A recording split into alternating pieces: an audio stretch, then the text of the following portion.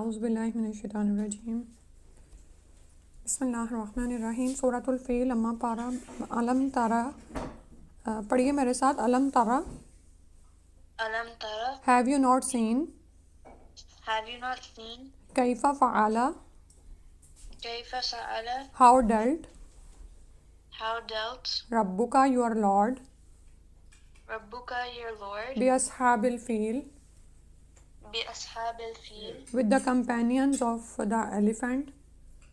with the companions of the elephant. تو اللہ سبحانہ وتعالیٰ اس آیت میں بتا رہے ہیں رسول صلی اللہ علیہ وسلم سے خطاب ہے، یعنی ان کو ایڈریس کیا جا رہا ہے کہ کیا آپ نے دیکھا نہیں. اور علم ترا مطلب ہے کہ سب کو ہی اس بات کا یا واقعے کا پتہ ہے، اور ترا جو ہے دیکھنا اس سینس میں ہے کہ آپ نے اس کو غور و فکر نہیں کیا، سوچا نہیں اس بات کو. اور اس اصحاب فیل کا جو واقعہ ہے وہ مکنز کے ہاں فیمس تھا، وہ لوگ جانتے تھے اس واقعے کو، اور بچہ بچہ اس واقعے سے واقف تھا. اور اس واقعے کو انہوں نے اپنی شاعری میں بھی اس کی تفصیلات بیان کی تھی اور اس کو قلم بند کیا تھا، اور بہت سے یعنی شعراء نے اس کو بیان کیا ہوا تھا. اور اسی طرح رسول صلی اللہ علیہ وسلم کو بھی ظاہر ہے اس کا علم تھا. تو مراد یہ ہے کہ آپ نے اس واقعے میں غور نہیں کیا، یعنی آپ کو پتہ تو ہے ہی علم تارا. تو اس سینس میں پوچھا جا رہا ہے کہ ہیو یو ناٹ سین، کہ آپ کے رب نے کیسا کیا تھا. فعل ربک باصحاب الفیل، ہاتھی والوں کے ساتھ. تو اس کا بیک گراؤنڈ پڑھ لیتے ہیں کہ ہاتھی والے کون تھے. اس کے بارے میں یہ کہ یمن میں اہل حبشہ کی عیسائی حکومت قائم تھی. حبش والے جو تھے وہ کرسچنز تھے، اور یمن میں ان کی ایک پوری گورنمنٹ تھی. تو ابرہہ نامی ایک شخص تھا جس کو حکومت حبشہ نے وہاں پر نائب مقرر کر رکھا تھا. ٹھیک ہے، تو ہوا یہ کہ بیت اللہ کے اثر و رسوخ اور عزت و عظمت سے وہ بہت حسد کرتا تھا، کیونکہ لوگ ظاہر ہے پلٹ پلٹ کر اس گھر کے طواف کے لیے جاتے تھے. آج بھی آپ یہ دیکھیں کہ پوری دنیا میں جہاں پر سب سے زیادہ طواف کے لیے گیدرنگ ہوتی ہے وہ خانہ کعبہ ہی ہے. تو یہ اللہ تعالیٰ کی دی ہوئی عزت ہے اس گھر کو، اور یہ عزت مشرکین مکہ کے دور میں بھی تھی کعبہ کو، اگرچہ کہ مشرکین نے اللہ کے ساتھ شریک بھی ٹھہرا رکھے تھے. ٹھیک ہے، تو وہ کیا ہوا کہ وہ جو ابرہہ تھا وہ جیلس ہو گیا اس بات سے کہ آخر لوگ بار بار کعبہ کی طرف کیوں جاتے ہیں. تو وہ یہ چاہتا تھا کہ عرب بھر میں یمن کے دارالخلافہ، یعنی جو اس کا کیپٹل ہے یمن کا، جو صنعاء کہلاتا ہے، اس کو وہی حیثیت حاصل ہو جائے جو مکہ کو حاصل ہے. اور قریش مکہ کعبہ کی وجہ سے جو سیاسی، تمدنی، تجارتی اور معاشی فوائد حاصل کر رہے ہیں وہ ہماری حکومت کو حاصل ہونے چاہیے. جیسے میں نے آپ کو بتایا تھا نا کہ خانہ کعبہ کی عزت کی وجہ سے لوگ یعنی چاہے باہر لڑائیاں کرتے تھے، لیکن جو کعبہ کے متولی تھے ان سے نہ تو جنگ و جدل کرتے تھے اور نہ ہی ان کے تجارتی قافلوں پر حملے کرتے تھے. ٹھیک ہے، تو اور سارے لوگ جو پلٹ کے جب کسی طرف سفر کر رہے ہوں تو آپ یہ دیکھیں کہ اکانومی کیسے تیزی سے موو کرتی ہے نا. یعنی اگر آپ کسی ہوٹل میں ہی بار بار جا کے رکیں کہ، اور آپ یہ دیکھتے ہیں نا کہ کچھ کنٹریز کا تو جو ریونیو سورس ہے وہی یہ سیاحت ہی ہوتا ہے، یعنی ٹورزم، کہ لوگ ان ملکوں کی اپنی کوئی پروڈکٹس نہیں ہوتی جن پر وہ اپنی پروفٹ کو بیس کریں، بلکہ وہاں پر لوگ آتے ہیں اور اپنے ساتھ ڈفرینٹ وہ ظاہر ہے پروڈکٹس لے کر آتے ہیں، یا یہاں پہ کچھ خرید و فروخت کرتے ہیں. تو اس طرح ان ملکوں کا نظام تیزی سے چلتا ہے. اس وقت ہم عرب کو بھی دیکھ سکتے ہیں، عرب کا بھی یہی صورتحال ہے کہ خانہ کعبہ یعنی مکہ میں جو ہے خود نہیں کچھ اگتا ہے، بلکہ لیکن ہم دیکھتے ہیں کہ سارے ملکوں کے پھل وہاں پر پہنچ جاتے ہیں. سبحان اللہ. تو اب وہ یہ چاہتا تھا کہ جو سارے فائدے ان لوگوں کو حاصل ہو رہے ہیں وہ ہماری حکومت کو حاصل ہونے چاہیے. تو اس مقصد کے لیے اس نے کعبہ کے مقابل ایک کلیسا تعمیر کرایا. کلیسا جو ہے عیسائیوں کی عبادت گاہ کو کہا جاتا ہے، جیسے ہماری عبادت گاہیں مساجد کہلاتی ہیں. اور کلیسا کی عمارت کعبہ کے مقابلے میں بڑی عالیشان تھی، یعنی جو اس کی ظاہری شان و شوکت تھی نا وہ اس سے بہت بڑھ کے تھی. اس کے باوجود لوگ اس کی طرح متوجہ نہیں ہوئے. ٹھیک ہے، یعنی ایک عالیشان اس نے عمارت قائم کی لیکن لوگ اس کی طرح متوجہ نہیں ہوئے، بلکہ جب عرب قبائل کو اس کلیسا کی تعمیر کی غرض و غایت معلوم ہوئی، یعنی جب عرب قبائل کو پتہ چلا کہ ابرہہ نے جیلسی میں آ کر ایسا کیا ہے اور یہ چاہتا ہے کہ لوگوں کی نظروں میں کعبہ کی عزت کم ہو جائے اور لوگ اس کلیسا کی طرف جائیں، تو کہتے ہیں کہ کسی نے خفیہ طور پر اس کلیسا میں واش روم کر دیا، یعنی پاخانہ کر دیا۔ ایک دوسری روایت کے مطابق کہا جاتا ہے کسی نے اسے آگ لگا دی، جس سے ابرہہ کو کعبہ پر چڑھائی کرنے کا ایک بہانہ ہاتھ آ گیا۔ یعنی مقاصد تو اس کے پہلے ہی یہ تھے کہ وہ کعبہ سے جیلس تھا اور چاہتا تھا کہ کسی طرح اس کو ڈھا دیا جائے، اور یہ بھی کہا جاتا ہے کہ ہو سکتا ہے کہ اس نے خود کو ایک بہانہ یعنی بیس فراہم کرنے کے لیے خود ہی اپنے کلیسا میں اس طرح کا کچھ کیا ہو، ٹھیک ہے، اور بلیم لوگوں پر ڈال کر وہ کعبہ پر حملے کے لیے تیار ہو گیا، ٹھیک ہے۔ اور کعبہ پر چڑھائی کے لیے اس نے 60,000 افراد لیے تھے اپنے ساتھ، یعنی اس کی آرمی اتنی بڑی تھی۔ ایک لشکر جرار تھا اور اس لشکر میں 13 ہاتھی بھی تھے، 13 ایلیفینٹس، ٹھیک ہے، اور وہ خود بھی ایک اعلیٰ درجے کے ہاتھی پر سوار تھا جس کا نام محمود تھا۔ یہ لشکر مکہ کی طرف روانہ ہوا تو راستے میں اکثر عرب قبائل مزاحم ہوئے۔ ظاہر ہے عرب قبیلوں کو پتہ تھا کہ یہ کیوں وہاں پر جا رہا ہے، تو اپنی اپنی نیت کے مطابق جس نے بھی چاہا کہ کسی طرح اس کو روکے تو وہ اس کے آڑے آئے۔ حالانکہ اس کے پاس جو ہاتھیوں کی فوج تھی نا، یعنی اگر 13 ہی ہاتھی تھے تو عربوں کے پاس ہاتھی نہیں تھا، نہ انہوں نے شاید دیکھا ہوا تھا پہلے کہ وہ کتنی بڑی بلا ہوتی ہے۔ تو پھر کیا ہوا، ظاہر ہے ابرہہ کے اتنے بڑے لشکر کا کوئی بھی مقابلہ نہیں کر سکتا تھا، تو جو بھی اس کے ساتھ جس نے بھی لڑائی کی وہ شکست کھائی اس نے اور گرفتار ہوتے چلے گئے۔ بالآخر ابرہہ منع اور مزدلفہ کے درمیان ایک مقام محصر تک پہنچ گیا۔ یہ مقام اب بھی وہاں پر ہے اور یہاں سے تیزی سے گزرنے کا حکم ہے کیونکہ اس کی تباہی وہیں پر ہوئی تھی۔ اس نے وہاں پر ڈیرے ڈال دیے، یعنی وہاں پر پڑاؤ کیا، وہاں پر اس نے اسٹے کیا، کچھ لوٹ مار بھی کی، اور ارد گرد کے لوگوں کے جانور اس نے اپنے یعنی کہ غصب کر لیے۔ عبد المطلب جو ان دنوں کعبہ کے متولی اعظم یعنی کعبہ کے کیئر ٹیکر تھے اور قریشیوں کے سردار تھے یعنی لیڈر تھے، ان کے 200 اونٹ کہیں چار رہے تھے، وہ بھی اس نے اپنے قبضے میں کر لیے۔ پھر اہل مکہ کو پیغام بھیجا کہ میں صرف کعبہ کو ڈھانے آیا ہوں، آپ لوگوں سے لڑنے نہیں آیا، لہٰذا تم لوگ اگر تعارض نہیں کرو گے یعنی میری راہ میں نہیں آؤ گے تو تمہارے جان و مال محفوظ رہیں گے، اور میں اس سلسلے میں گفت و شنید یعنی بات کرنے کے لیے تیار ہوں۔ اس پیغام پر عبد المطلب اس سے گفتگو کرنے کے لیے اس کے ہاں چلے گئے۔ قریش مکہ کو اس بات کا یقین ہو چکا تھا کہ وہ کسی بھی طرح ابرہہ کے لشکر کے مقابلہ کی تاب نہیں لا سکتے، یعنی قریش مکہ کو پتہ تھا کہ ایک تو ان کی تعداد بہت زیادہ ہے، یہ 60,000 کا لشکر ہے، اور پلس ان کے پاس ایلیفینٹس ہیں۔ آپ یہ دیکھیں کہ ہاتھی اگر تباہی پر اتر آئے تو اگر وہ بھاگنا ہی شروع کر دے تو کتنے ہی لوگ اس کے نیچے مر جائیں۔ لہٰذا عبد المطلب نے روانگی سے پہلے ہی لوگوں سے کہہ دیا کہ وہ اپنی حفاظت خود کریں، اپنے اموال سمیت پہاڑوں میں جا کر چھپ جائیں، اور پھر ان لوگوں نے کعبہ میں جا کر خالصتاً اللہ سبحانہ تعالیٰ سے نہایت خلوص نیت کے ساتھ دعائیں کیں کہ وہ اپنے گھر کی خود حفاظت کرے کیونکہ ہم میں اتنی سکت نہیں ہے۔ آپ یہ دیکھیں کہ اس وقت بھی کعبہ میں 360 بت موجود تھے، لیکن جب یہ مصیبت آ پڑی تو یہ سب اپنے معبودوں کو بھول گئے تھے، کیونکہ یہ مذہب جو تھا نا یہ ان کا اپنا ہی وہم و گمان پہ تھا، اور یہ جانتے تھے کہ یہ اس کی کیا حقیقت ہے اور یہ ہمیں کتنا کام آ سکتے ہیں۔ اسی لیے آج بھی دنیا میں یہی حال ہے کہ جب ہم ہر طرف سے وہ ہو جاتے ہیں نا مایوس، تو ہمیں سمجھ آتی ہے نہیں اس مشکل سے تو اللہ ہی نکالنے والا۔ تو انہوں نے اکیلے اللہ سے دعائیں کرتے رہے، مطلب کہ اللہ کے ساتھ کسی کو شریک نہیں ٹھہرایا، ٹھیک ہے۔ وہ جو پہلے کرتے تھے نا کہ فلاں کے وسیلے سے ہم اللہ کے ہاں درخواست پیش کرتے ہیں، یا لات تو ہمیں بچا لے، اللہ تک میری بات پہنچا دے، یا اس طرح کی باتیں جو بھی کرتے تھے ہوں گے نا، تو وہ نہیں انہوں نے کی، بلکہ ڈائریکٹ اللہ سبحانہ تعالیٰ سے ایک اکیلے اللہ سے مدد طلب کی، اور سبحان اللہ، اللہ تعالیٰ نے ان کی دعائیں قبول کر لیں۔ ادھر جب عبد المطلب ابرہہ کے پاس پہنچے تو وہ ان کی وجاہت سے بہت متاثر ہوا، یعنی جو ان کی پرسنالٹی تھی نا وہ بہت حیران ہوا کہ یہ قبائلی لوگوں میں ایسے بھی انسان ہے، اور خود آگے بڑھ کر ان کا استقبال کیا۔ پھر اس نے پوچھا آپ کیا چاہتے ہیں؟ تو عبد المطلب نے بڑی سادگی سے جواب دیا اپنے اونٹوں کی واپسی۔ اس جواب پر ابرہہ سخت حیران ہوا، جیسے آپ کی قدر و منزلت اس کی نظروں سے گر گئی ہو، یعنی وہ یہ سمجھا تھا کہ وہ کہنے لگا کہ میرا تو خیال تھا کہ آپ کعبہ کے متعلق کوئی بات کریں گے۔ عبد المطلب نے پھر سادگی سے جواب دیا کہ اونٹوں کا مالک میں ہوں، اور اس لیے اس کا مطالبہ کر دیا، کعبہ کا مالک میں نہیں، اس کا جو مالک ہے وہ خود اس کی حفاظت کرے گا، یعنی ان کے ایمان کا اندازہ کریں، آپ جانیں اور وہ جانیں۔ اس جواب پر وہ اور بھی حیران ہوا، تاہم اس نے عبد المطلب کے اونٹ واپس کر دیے۔ عبد المطلب واپس چلے آئے اور آ کر لوگوں کو اپنی حفاظت کی تاکید کر دی، یعنی انہوں نے کہا کہ تم اپنی بچاؤ کرو، اس لشکر سے ہم نہیں نپٹ سکتے، جو اللہ تعالیٰ چاہیں گے وہ ہو جائے گا۔ اور ابرہا نے کعبہ کی طرف پیش قدمی کی تیاری شروع کر دی.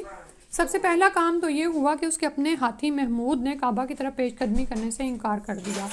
اسے بتیرے تیر لگائے گئے اور آنکس مارے گئے، یعنی ہاتھی کو چلانے کے لیے جو کوڑا وغیرہ استعمال کرتے ہیں نا، مگر وہ آگے بڑھنے کا نام ہی نہیں لیتا تھا، اور جب اس کا رخ کعبہ کے علاوہ کسی اور طرف کیا جاتا تو فوراً دوڑنے لگتا تھا. یعنی یہ اللہ کے حکم سے ہو رہا تھا کہ وہ کعبہ کی طرف نہیں جا رہا تھا. یہ لوگ اسی کشمکش میں مبتلا تھے کہ اللہ تعالیٰ نے سمندر کی جانب سے ہزاروں کی تعداد میں پرندوں کے جھنڈ یا دوسرے الفاظ میں اپنے لشکر بھیج دیے. اللہ کے لشکر ہیں، ٹھیک ہے، سبحان اللہ. یعنی ایک تو ہم ہیں نا کہ اللہ تعالیٰ نے ہمیں کہا ہے کہ یہ کام کرو، لیکن اگر انسان اللہ کے دین کا کام نہیں کرتے تو اللہ تعالیٰ اپنے دین کا کام خود کرنے والے ہیں. تو اور اللہ کے بعض لشکر تو ایسے ہیں جو نظر بھی نہیں آتے، جیسے کچھ جگہوں پر فرشتوں کی مدد آتی ہے. تو یہاں پر پرندوں کے جھنڈ اللہ تعالیٰ نے بھیجے. ان پرندوں میں سے ہر ایک کی چونچ میں ایک ایک کنکر تھا اور 2 کنکر دونوں پنجوں میں تھے. یعنی ایک تو انہوں نے منہ میں رکھا ہوا تھا کنکر، اور 2 پنجوں میں. ہر پرندے کے پاس 3 کنکر کا مطلب ہے چھوٹی سی چنے کے برابر جو ہے نا وہ پتھر تھے، ٹھیک ہے. ان پرندوں نے وہی کنکر اس لشکر پر پھینک کر کنکروں کی بارش کر دی. یہ کنکر ایسی تیزی سے لگتے تھے جیسے بندوق کی گولی لگتی ہو. جہاں کنکر لگتا زخم ڈال دیتا تھا اور کبھی آر پار بھی گزر جاتا تھا. اور چنانچہ اس لشکر کے بیشتر افراد تو وہیں مر گئے، جو باقی بچے وہ واپس مڑے لیکن راستے میں مر گئے.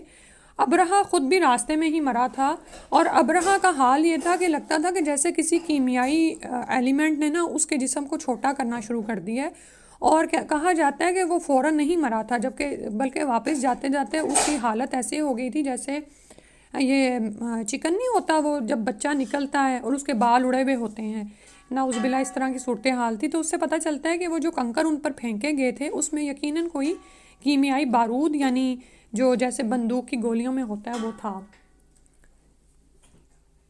اور اصحاب فیل کی تباہی کا واقعہ رسول صلی اللہ علیہ وسلم کی ولادت باسعادت سے صرف 50 دن پہلے محرم میں پیش آیا تھا. یعنی ادھر اللہ سبحانہ تعالیٰ نے یہ نشانی دکھائی کہ کعبے کا مالک اللہ ہی ہے اور اللہ ہی اس کی حفاظت کرنے والا ہے، اور اسی سال رسول صلی اللہ علیہ وسلم پیدا ہوئے. اور آپ یہ دیکھیں کہ عرب جو تھے وہ سالوں کی گنتی نہیں رکھتے تھے، وہ واقعات کے ساتھ چیزوں کو جوڑ کے یاد رکھتے تھے. تو اس لیے رسول صلی اللہ علیہ وسلم کا جو سال تھا اس کے اصحاب فیل والے سال میں پیدا ہوئے، ٹھیک ہے. اس کے بعد ہے اب انہی آیات کی میں نے اوپر بھی آپ کو کر دی ہے، اور ان کو ترجمہ دیکھ لیتے ہیں، میرے ساتھ پڑھیں. علم یجعل did not he make کیدہم their plan فی تضلیل go astray. تو یہاں پر اللہ تعالیٰ بتا رہے ہیں کہ کیا اللہ سبحانہ تعالیٰ نے ان کے پلان کو، ان کی تدبیر کو بیکار نہیں کیا.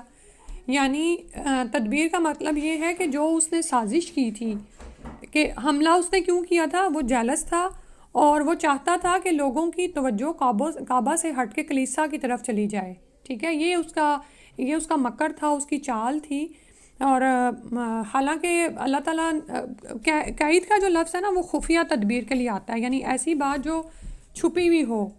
حالانکہ اس نے حملہ تو دن دہاڑے کیا تھا، چھپ کے تو نہیں کیا تھا، لیکن مطلب یہاں پر یہ بتایا جا رہا ہے کہ اس کے دل کی جو نیتیں تھیں وہ اللہ تعالیٰ جانتے تھے، اور اسی لیے اللہ تعالیٰ نے اس کو قیدہم کہا ہے کہ ان کی جو اندر کی جو انہوں نے سازش تیار کی تھی نا. سازش کا مطلب آپ سمجھتے ہیں نا، پلاٹنگ کرنا.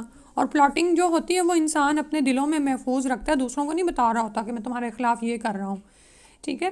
تو یہاں سے پھر یہ ہمیں پتہ چلتا ہے کہ اللہ سبحانہ وتعالیٰ تو دلوں کے حال بھی جانتے ہیں، اور ان کو پتہ تھا کہ یہ کس پرپس کے لیے یہاں پر آیا ہے. اور اللہ تعالیٰ نے اس کو بالکل ہی اس کی بیکار کر دی، جو بھی اس نے اتنی لمبی چوڑی پلاٹنگ کی تھی کہ پورا ایک کلیسا بنایا تھا اور اس کو کعبہ سے زیادہ سجا دیا تھا، لیکن پھر بھی کوئی اس کی طرف نہیں گیا تھا.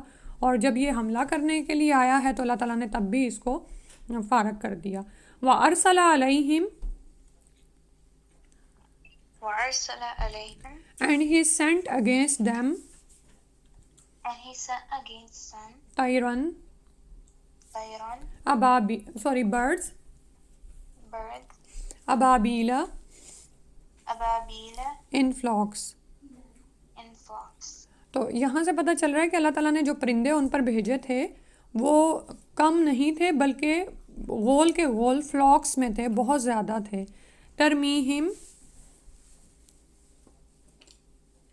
ترميهم اسٹرائکنگ دیم striking them بحجارتم بحجارة with stones.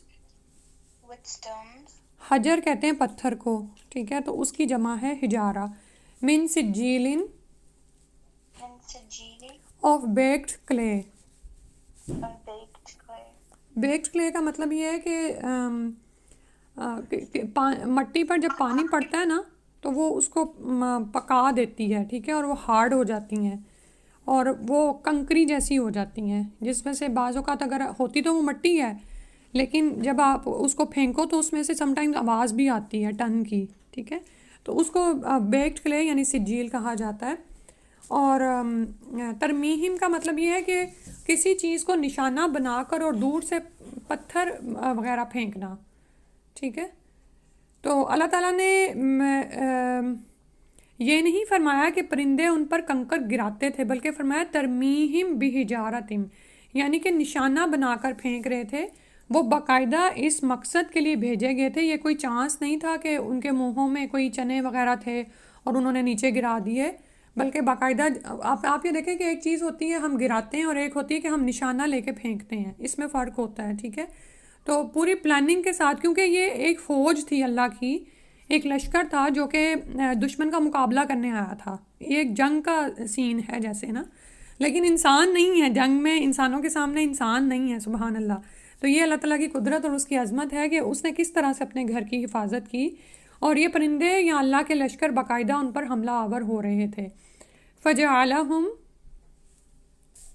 فجعلهم then he made them then he made them كَأَصْفٍ كعصف like straw like straw مأكول مأكول eaten up. eaten up. تو پھر انہیں یوں بنا دیا جیسے کھایا ہوا بھوس ہو، ٹھیک ہے. یعنی آپ یہ دیکھیں کہ جب کوئی چیز ہم کھاتے ہیں نا، جیسے گندم وغیرہ ہوتی ہے، تو جب کھاتے ہیں تو اس میں سے جو یعنی اس کے ایکسٹرا ہوتا ہے نا بھوسا وغیرہ، وہ ہمارے مویشیوں کے لیے چارے کا کام دیتا ہے، ٹھیک ہے. اور بعض اوقات یہ ہوتا ہے کہ جانوروں کو آپ کچھ کھانے کے لیے دیتے ہیں نا، جیسے میں بھی کبھی آپ نے دیکھا ہو بیک ہوم میں جب ہم قربانی کے جانور ہمارے گھروں میں آتے تھے تو پتے وغیرہ کھا لیتے تھے وہ اور تنکے چھوڑ دیتے تھے، اور بعض اوقات تو کھا کے نکال دیتے تھے یا چبایا ہوا ایسا لگتا تھا نا. تو یعنی یہ وہ چیز ہے کہ جب وہ جب ان پر یہ عذاب آیا تو ان ہاتھی والوں کی لاشوں کی حالت بھی سخت بگڑ گئی تھی، ٹھیک ہے. یعنی کہ آپ یہ دیکھیں کہ یہ ان گولیوں نے صرف ان کو یعنی کہ ختم نہیں کیا تھا، بلکہ ان کی لاشوں کی حالت بھی بہت خراب ہو گئی تھی. اللہ سبحانہ و تعالیٰ رحم فرما دے کہ جب انسان اللہ کے خلاف اللہ کے مقابل آ جاتا ہے تو اللہ تعالیٰ کس طرح سے بدلہ لیتے ہیں، اس صورت سے بہت واضح طور پر ظاہر ہوتا ہے، ٹھیک ہے.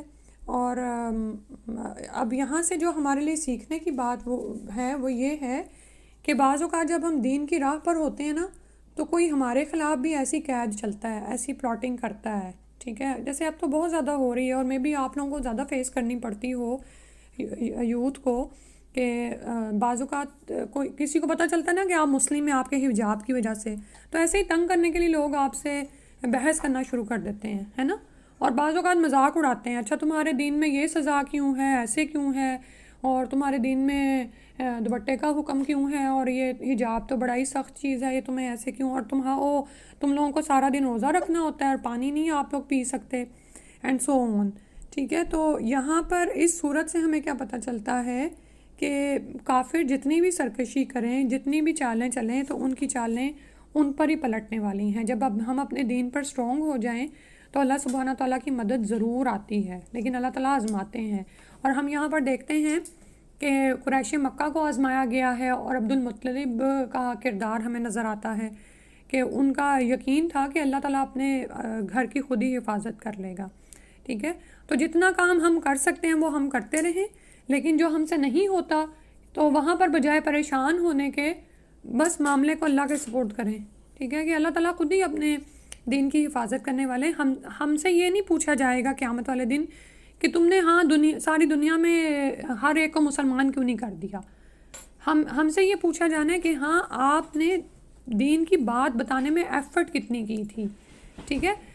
اب شیطان ہمیں کیا کہتا ہے، اچھا تمہارے بات بتانے سے کیا وہ مسلمان ہو جائے گی؟ نہیں، ضروری نہیں ہے. ہمیں یہ نہیں کہا گیا کہ تم کسی کو زبردستی مسلمان کر دو، بلکہ ہم سے ہماری ایفرٹ دیکھی جا رہی ہے. اور وہ کیا ہے کہ اس دین کا پیغام پہنچاؤ تو دوسروں کو پتہ تو ہو کہ کس دین کے ذریعے وہ آخرت میں اپنی ہمیشہ کی زندگی کو بچا سکتے ہیں. ٹھیک ہے. یعنی کس طرح ہم لوگوں کو آگ سے بچا سکتے ہیں. ہم یہ پیغام تو کنوے کر دیں، میسیج تو دے دیں کم از کم. پھر کوئی مانتا ہے نہیں مانتا تو یہ اللہ تعالیٰ پر ہے. اللہ کی دی ہوئی توفیق سے ہی لوگ ایمان لاتے ہیں، اور اللہ تعالیٰ اپنے دین کو خود ہی غالب کرنے والا ہے. ہم سے کیا پوچھا جائے گا؟ جتنی ہم کوشش کر سکتے تھے، جتنی ہماری ایفرٹس ہو سکتی تھی، جتنا ان پٹ ہم ڈال سکتے تھے، وہ ہم نے ڈالا ہے کہ نہیں. ٹھیک ہے.